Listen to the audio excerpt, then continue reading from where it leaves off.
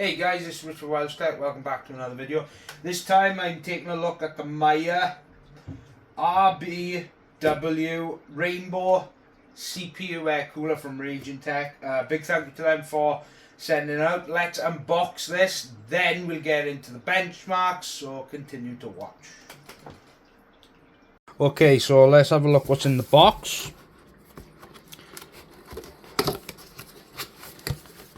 Okay, so this, you get the cooler itself, which I will check in a minute.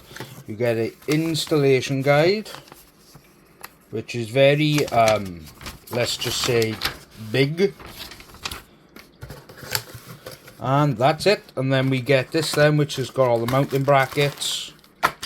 It comes with its own back plates, which you have got to actually take the AMD stock backlit off. It comes all the mounting, it comes with the clips. It also comes with all these, as well as this little thermal paste. Yes. So what we're going to do is we're going to install it. I'll let you guys have a look at it. So this is the cooler. As you can see, it's got a 5 volt. Looks like one of those, like a Seuss headers. It's got a RGB top. The fan is very thin, as you can see. The fan is PWM 4-pin, which I like to see.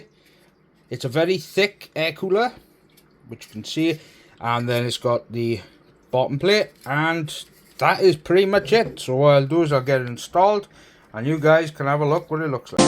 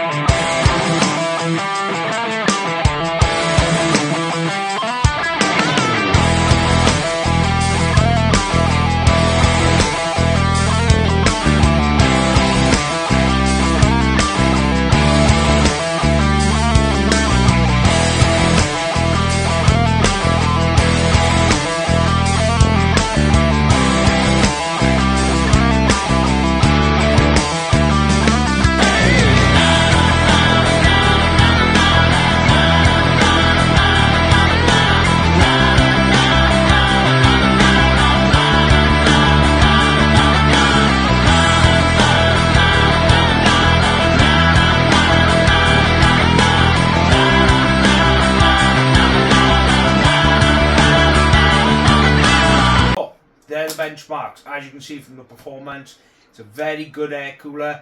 I will say the mounting for this air cooler is a little complicated, so if you're an inexperienced builder, please take your time, go through the instructions and don't mess anything up. The overall aesthetics is, well, as you can see, it looks amazing in the system that I built.